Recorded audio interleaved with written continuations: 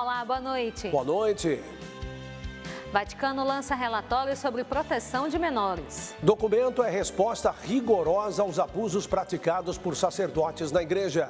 Proibição de celular nas escolas é defendida por pais, especialistas e professores. Mudança climática impõe desafios a produtores de alimentos. 3 em cada 10 brasileiros não votaram no segundo turno das eleições municipais. Mulher enfrenta o câncer e transforma sua jornada em um livro inspirador. Reportagem conta a história dos 50 anos da Associação Canção Nova. O Canção Nova Notícias começou. A serviço da vida e da esperança.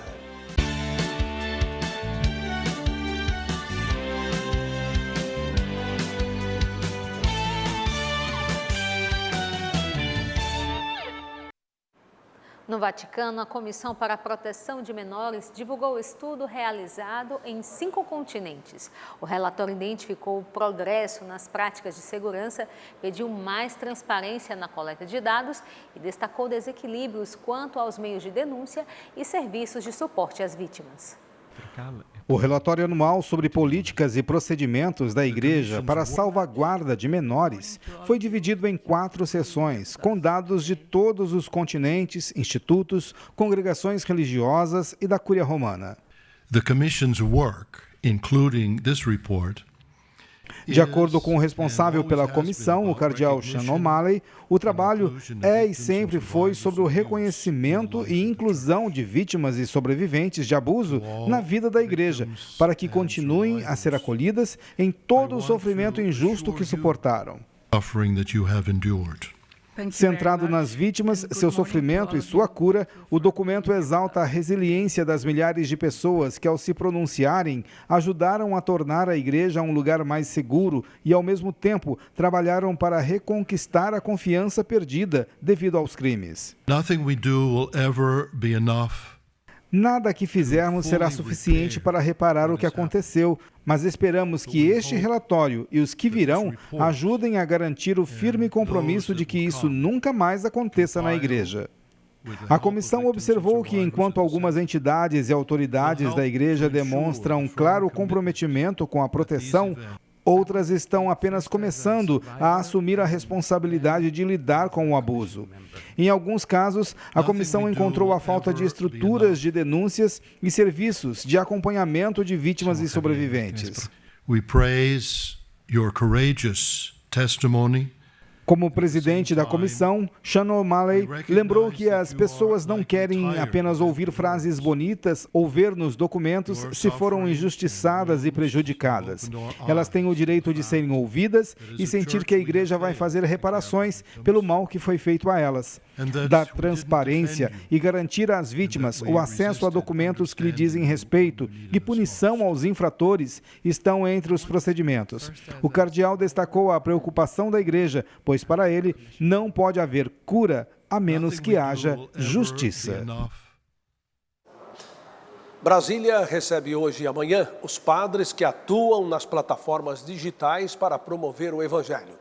Gabriela Matos está ao vivo na sede da Conferência Nacional dos Bispos do Brasil e traz mais detalhes para nós. Ô Gabriela, boa noite para você. Oi, boa noite, Reinaldo. Isso mesmo, começou hoje a reunião promovida pela Conferência Nacional dos Bispos do Brasil, que reúne 16 padres de todo o país que evangelizam por meio das redes sociais e os meios digitais. Dom Ricardo Reppers é bispo auxiliar de Brasília e reforça que é preciso saber usar esses meios e usá-los para o bem. Nós estamos na era digital. Isto veio por uma graça da inteligência e capacidade do ser humano.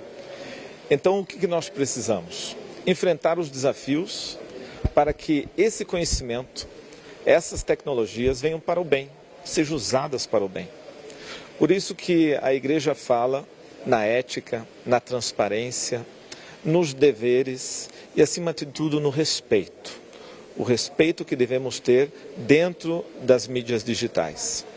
Nós, como evangelizadores, podemos ter nesse campo, nesse espaço, uma grande oportunidade de levar a palavra de Deus, de levar o bem, os valores, também pelas mídias. Portanto, a igreja vê de maneira positiva, podemos aproveitar bem dessa inteligência humana, desse instrumento que Deus nos deu, mas também temos que ser capazes de focar e canalizar para que esses instrumentos sejam para o bem da humanidade.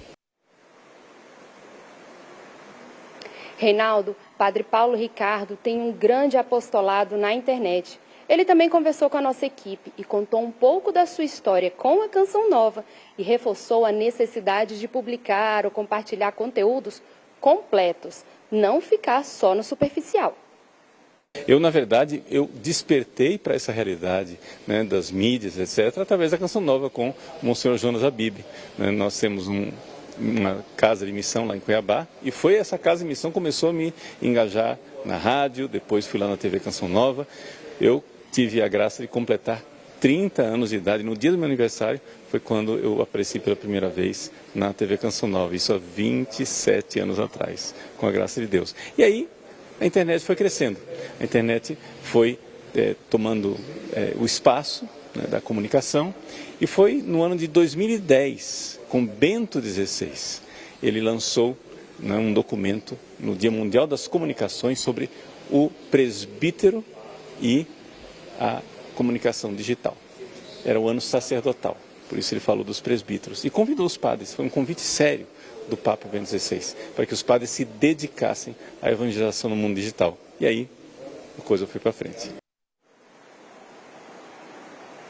O evento continua amanhã e os padres terão momentos para partilharem de sua vida, ação missionária. Uma boa noite a todos. Eu volto com você, Reinaldo. Muito obrigado, boa noite para você, bom descanso, viu, Gabriela? Olha, toda semana milhares de fiéis e peregrinos visitam o Santuário do Pai das Misericórdias, onde fazem suas orações, adoração e participam da celebração da Palavra de Deus e da Eucaristia. Para manter o santuário e as demais obras aqui realizadas, a Canção Nova conta com sócios, amigos, benfeitores nesta jornada de evangelização. Vejam só, nós estamos com 81% de nossa meta na campanha do projeto Dai-me Alma de outubro.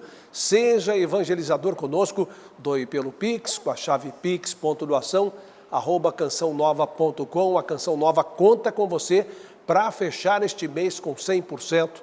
Obrigado por sua fidelidade. Você sabia que a Canção Nova, antes de ser uma comunidade, era uma associação? Na década de 70, esta iniciativa surgiu com a finalidade de organizar encontros de formação católica para os jovens do Vale do Paraíba. É o que vamos acompanhar agora na primeira reportagem especial do tema, com Emerson Tersigni e Messias Junqueira. 5 décadas de um dos sonhos de Padre Jonas que se tornou realidade. As coisas da Canção Nova têm uma lógica impressionante. Tem um bispo, Dom Antônio Afonso de Miranda, que era o bispo da época. Ele era advogado, jornalista e ele se preocupou com 74. Já viu um grupo de jovens em torno do Padre Jonas, uma jovem Luzia Santiago, o jovem Felipe Aquino, o jovem Júlio Blebal, falou para Jonas: o senhor precisa fazer um estatuto. Como? Um estatuto, Padre Jonas. Porque para esses jovens, fazer uma associação. E o Padre Jonas deu então esse nome lindo de Associação Canção Nova. Mas quem teve o insight foi o bispo. Então, a voz da igreja, né? Pedro ali falando, faça. O padre salesiano na fé vivia um novo momento em seu ministério, ainda mais para os jovens e pela experiência do Espírito. O Padre Jonas, esse impulso grande dele veio com a renovação carismática católica, que ele conheceu com o Padre Haroldo Ram lá em Campinas. Depois eu também fiquei conhecendo, né, por volta de 72, 73. E foi muito importante porque a igreja estava vivendo uma crise muito grande. O Padre Jonas começou as experiências de oração e realmente grupos de oração se espalharam e criou a comunidade de Canção Nova. Então trouxe, especialmente aqui para a nossa região aqui, um ar novo, né? Realmente um Pentecostes na época, né? Há 50 anos, pela primeira vez, o nome Canção Nova era utilizado oficialmente. Com a criação da associação, na cidade de Lorena, interior de São Paulo, Padre Jonas Habib pôde realizar inúmeros encontros com os jovens aqui na região do Vale do Paraíba. Primeiro passo dado para a conquista de almas para Deus, num compromisso com a evangelização. Canção Nova consegue emprestar uma fazenda em Areias, o local era de difícil acesso. Então tinha toda essa questão de transportar os participantes até lá, adquirir uma Kombi para poder fazer com que a equipe de trabalho chegasse até lá. As despesas para construir, comprar beliches para as pessoas dormirem nesta fazenda. Então veja que tem essa necessidade, então começa a ter uma necessidade de estrutura mínima.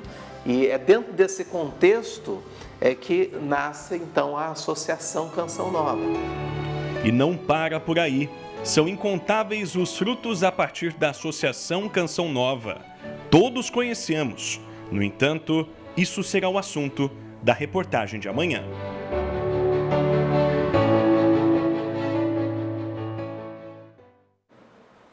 A seguir, Lira anuncia apoio a Hugo Mota na eleição da Câmara. E mudança climática impõe desafios a produtores de alimentos.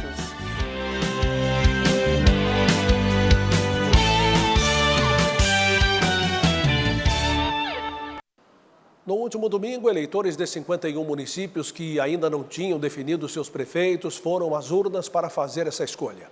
Um dado que chamou a atenção nesse segundo turno foi o grande número de abstenções. Quase 34 milhões de brasileiros estavam aptos a votar nas eleições no último domingo. Na prática, isso não aconteceu. Dados do Tribunal Superior Eleitoral apontam que quase 10 milhões de eleitores não votaram no segundo turno das eleições municipais, o que representa uma abstenção de quase 30%. Geralmente, as motivações são as seguintes. Primeiro, é o envelhecimento demográfico da população. A população está envelhecendo e os dados mostram que a maioria de quem se abstém são especialmente pessoas mais velhas. Segundo motivo é a diferença entre o primeiro turno e o segundo turno. O segundo turno sempre, no mundo inteiro, a abstenção aumenta, porque as pessoas não têm, tendo só 2 candidatos, saíram da corrida eleitoral os candidatos preferidos, então não tem muitos motivos para votar. E terceiro é o desencantamento, desilusão da população de forma geral com a política, com os políticos, com os candidatos, com tudo que está aí. As 15 capitais que tiveram o segundo turno foram responsáveis por mais de 60% das abstenções. Em Belo Horizonte, Curitiba, Goiânia, Porto Alegre, Porto Velho e São Paulo, o número de eleitores ausentes foi superior à quantidade de votos recebidos pelo segundo colocado. Em Belo Horizonte, São Paulo, Goiânia e Porto Alegre, a soma de abstenções com votos brancos e nulos foi maior que a quantidade de votos recebidos pelo candidato eleito. Em Santos, no litoral paulista, o número de eleitores que não compareceram às urnas foi maior que aqueles que votaram no prefeito eleito. Para esse professor de ciência política, os números demonstram a insatisfação do eleitor. Então, um sinal de baixa legitimidade da classe política. Para a sociedade, para o país de forma geral, é um sinal importante. Por quê? Porque poderia ser o começo de uma mudança.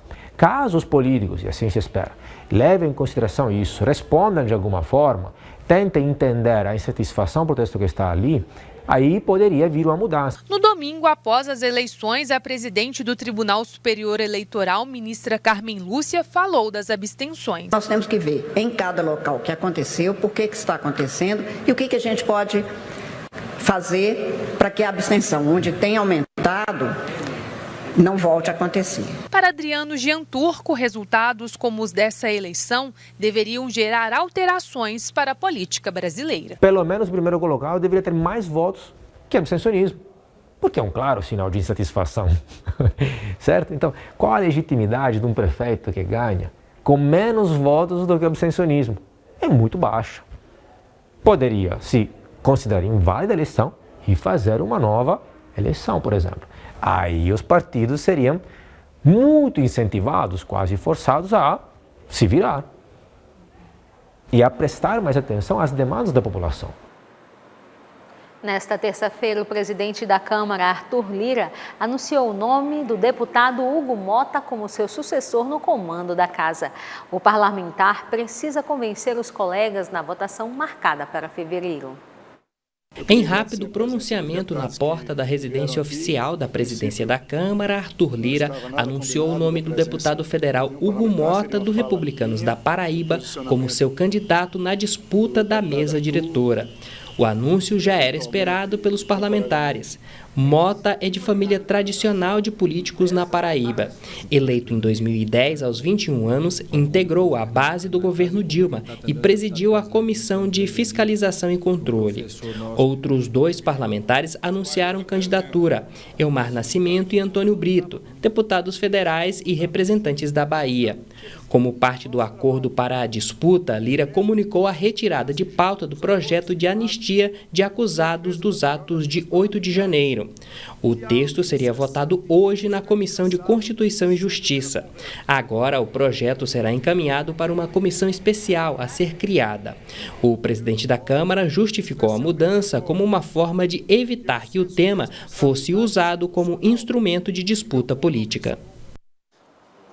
Com as mudanças climáticas, os produtores de alimentos terão um grande desafio pela frente, pois a tendência é que os preços sejam reajustados, principalmente no setor cítrico. Veja na reportagem. Temperaturas altas, baixa umidade do ar, queimadas e períodos de seca têm sido frequentes no país. Nos últimos meses, esses fatores trouxeram algumas consequências, entre elas, alteração nos preços dos alimentos. O custo tem aumentado para os agricultores de poder renovar a terra, tá? De poder comprar água, tá? Porque a água também é um insumo no desenvolvimento da plantação, da alimentação do gado, acaba ficando muito mais caro. O Brasil é o maior produtor de suco da fruta do mundo. E segundo a Companhia de Entrepostos e Armazéns Gerais de São Paulo, a CEAGESP, um dos produtos que mais sofre com essas mudanças climáticas são as frutas cítricas, principalmente a laranja. Tem muita laranja que é para mesa, que está sendo colhida e moída para a indústria de suco para exportação, que reduziu ainda mais a oferta.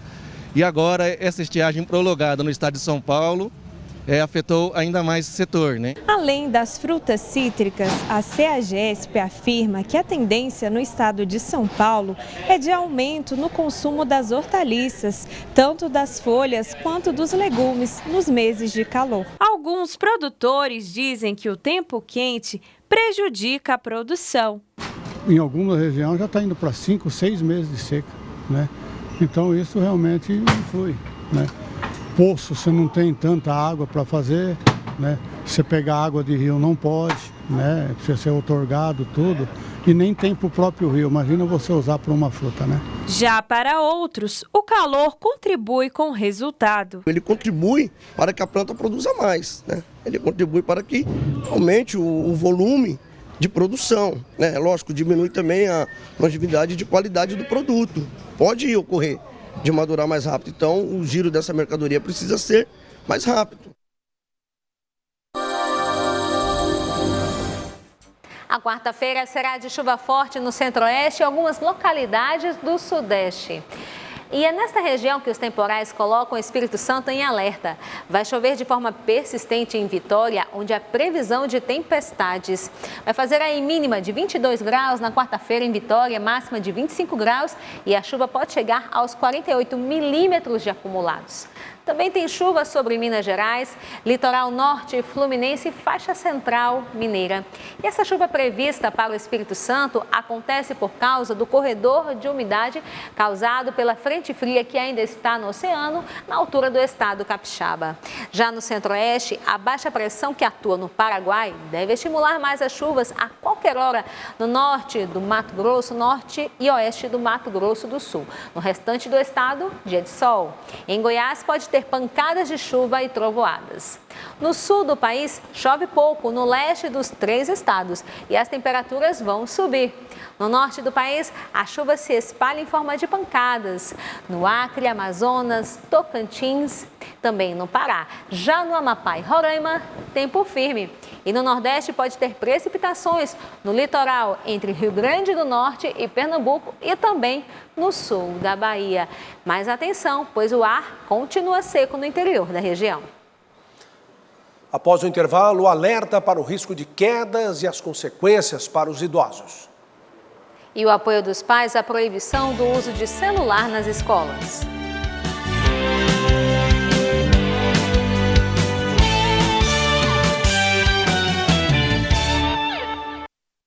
Muitos sonhos são concretizados por meio do dedicado trabalho de profissionais da construção civil, desde a edificação de casas até a construção de prédios e outras estruturas. E para que os projetos se tornem realidade, a segurança é fundamental em cada etapa do processo.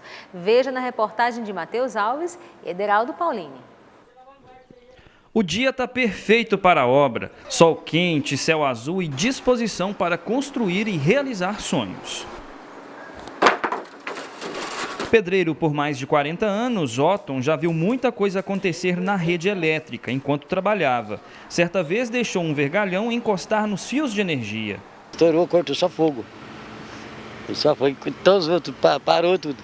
Outros acidentes graves também foram presenciados por profissionais da área. Então, o colega meu morreu na praça em Guará aqui.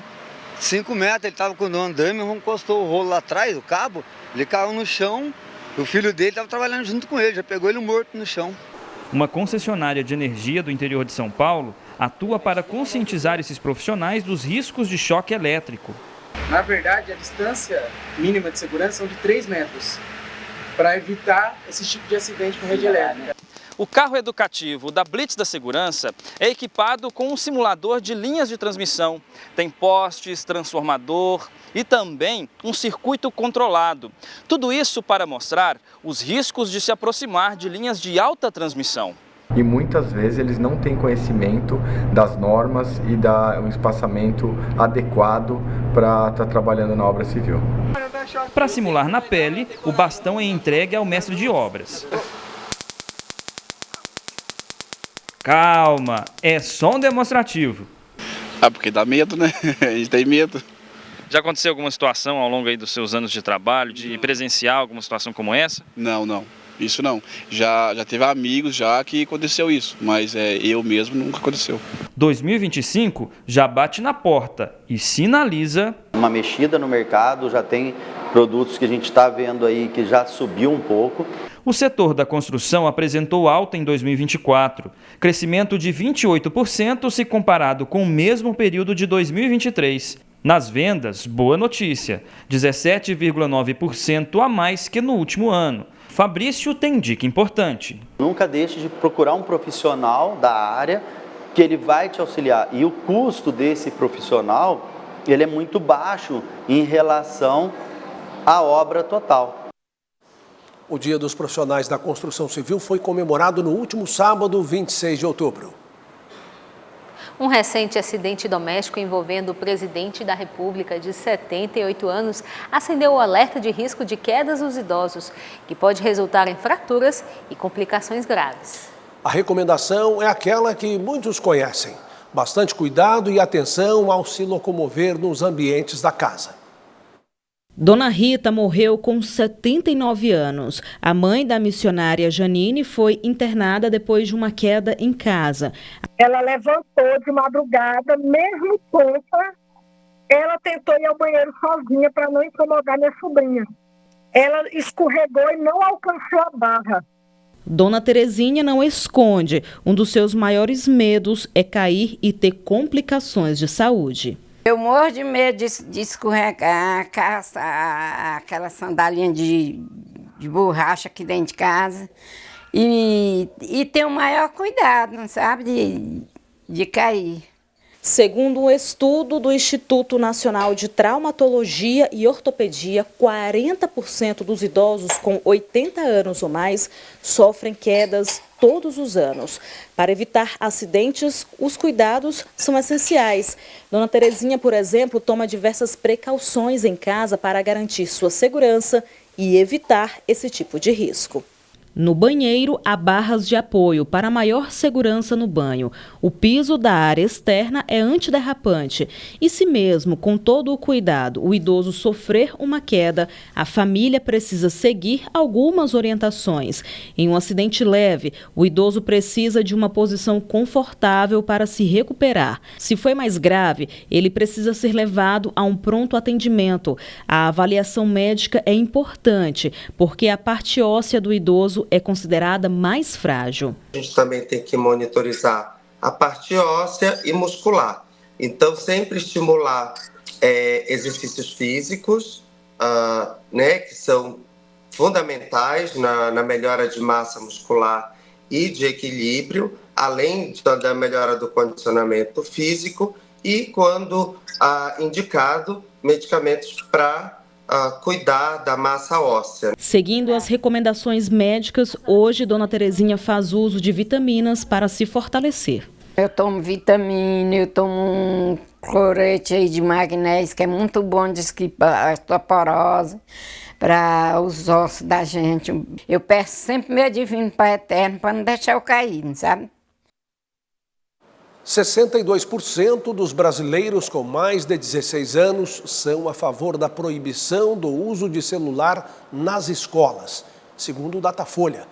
O assunto vem sendo discutido por pais, especialistas, professores e transformou-se em pauta no Ministério da Educação. Aline tem 3 filhos. A mãe é contra o uso do celular tanto em casa como durante o período escolar. E, querendo ou não, nós não somos educados com o celular na mão. Isso desvia muito a atenção. Então, eu preciso de quê? Uma atenção concentrada naquele período que é até curto, né? De acordo com o levantamento do Datafolha, realizado com cerca de 2.000 pessoas em 113 municípios, 65% dos pais de crianças com até 12 anos apoiam a proibição do uso de celulares nas escolas. Para essa psicóloga, o uso prolongado de dispositivos pode trazer prejuízos ao desenvolvimento infantil. Isso tem atrapalhado para as crianças, principalmente, no desenvolvimento das relações. Elas têm tido mais dificuldade de interagir, não só umas com as outras, mas também com outros adultos. Esse colégio católico, na região central da capital paulista, tem cerca de 1.200 alunos e atende todas as séries da educação básica. Aqui, o uso do celular não é permitido durante as aulas e, a partir do ano que vem, será proibido, inclusive, antes das aulas e durante os intervalos. Nós entendemos que isso está fazendo com que o menino, que o momento dele aqui é de ouro, dessa interação, de conversar, de estar com o outro, está sendo perdido por conta do celular. Eles têm muita informação e nada de conhecimento. Decisões alinhadas com o parecer do Ministério da Educação, que pretende enviar ao Congresso Nacional um projeto de lei para proibir o uso do celular em todas as escolas do país. O MEC informou que o assunto permanece em discussão pelo governo. O momento de procurar ajuda é quando esses pais perceberam que a criança, ao ser afastada da tela, ela tem como se fosse um momento que ela sente uma abstinência. Então, ela vai ter uma alteração de humor ali que vai se manter, vai ter aquelas birras constantes, vai ficar mais agressiva. Aline conta que seus filhos usam o celular apenas quando necessário, mas, segundo ela, não sentem falta de ter um aparelho próprio. Em casa, eles preferem estudar, tocar violão, cantar ou simplesmente passar tempo em família. A criança, o ser humano, o adulto, o jovem, ele precisa aprender também a não fazer nada, porque isso é importante para o ser humano. Veja a seguir a missão de publicar livros que inspiram fé e estimulam crianças à leitura. E a história da mulher que venceu o câncer e fez de sua jornada uma obra.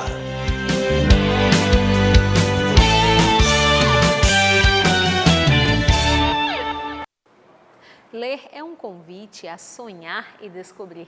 E hoje é o Dia Nacional do Livro, data para reconhecer o valor da literatura. A Canção Nova abraça essa missão, publicando obras que não só contam histórias, mas inspiram fé e reflexão. E as crianças também recebem o carinho da editora. Interpretar textos, ter um bom vocabulário e ampliar o conhecimento em diferentes segmentos são alguns dos benefícios da leitura. Para a criança, é uma rica forma de aprender.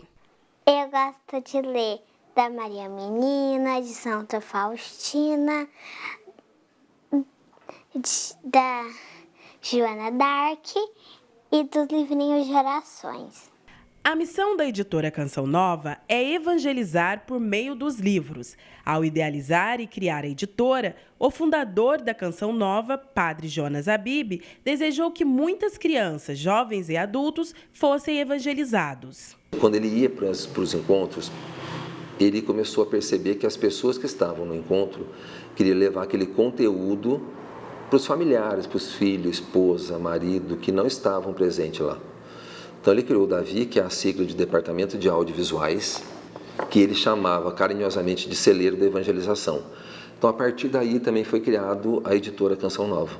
A linha infantil é destaque entre as categorias da editora. Para mim é ser um grande instrumento. Como dizia a Madre Teresa, eu me sinto um lápis, né? Mas que Deus que vai inspirando, que vai suscitando, que vai escrevendo essas histórias. E ao mesmo tempo ter consciência que eu posso, através da escrita, levar uma criança, até um pai, uma mãe que vai fazer a leitura para a criança que não sabe ler, há uma experiência de valor, há uma experiência com o sagrado, né? Há uma experiência com aquilo que a nossa igreja ensina. Um dos produtos que chama a atenção de Suzana é o livro feito Tudo para Todos, que conta a história do Padre Jonas. O que eu mais gosto é porque só ele conseguiu transformar uma canção nova com um monte de gente. Olha, neste mês dedicado à conscientização e prevenção do câncer de mama, nós vamos conhecer a história de Camila Duarte. Ela enfrentou a doença com coragem e transformou sua jornada de superação em um livro que inspira e orienta outras pessoas a vencerem a batalha. Camila descobriu a doença ainda muito nova e no caminho de incertezas enfrentou as dificuldades com fé. Eu tinha 35 anos quando eu tive o diagnóstico de câncer de mama. Tinha acabado de amamentar a minha filha Dulce, que tinha apenas 8 meses.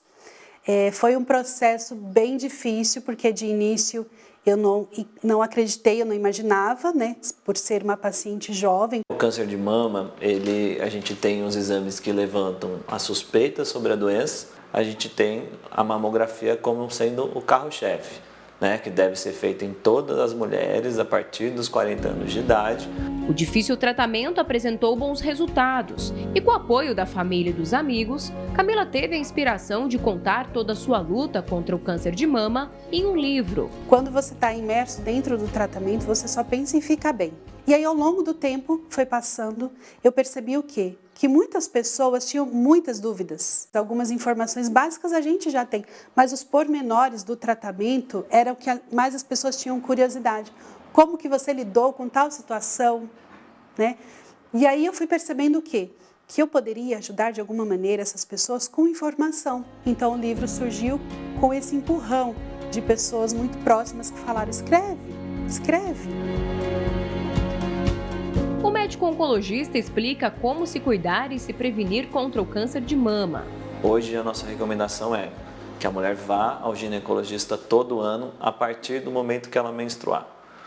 Não só para pensar em doenças malignas como câncer, mas também para cuidar de uma saúde em geral. Prestar atenção, por exemplo, se há alguma mudança na textura da mama, se você percebe a hora que você levanta o braço que a mama uma está diferente da outra. Então, assim, importantíssimo a mulher se conhecer e buscar ajuda no momento que ela percebeu uma alteração. O Instituto Nacional de Câncer registrou no ano passado pouco mais de 73 mil novos casos de câncer de mama. A cada 100 mil mulheres, 66 são afetadas pela doença. Camila entendeu que, em meio à dor, é possível desfrutar a beleza da vida. Aprendeu com a doença, suavizar o caminho e deixá-lo mais leve na trajetória da vida. A gente esquece, às vezes, de que eu posso morrer, mas o que eu estou fazendo agora, com a vida que eu tenho hoje? Por isso eu foquei na vida. Esse livro fala de vida. Minha vida imperfeitamente feliz é porque a vida realmente ela precisa ser perfeita para ser feliz.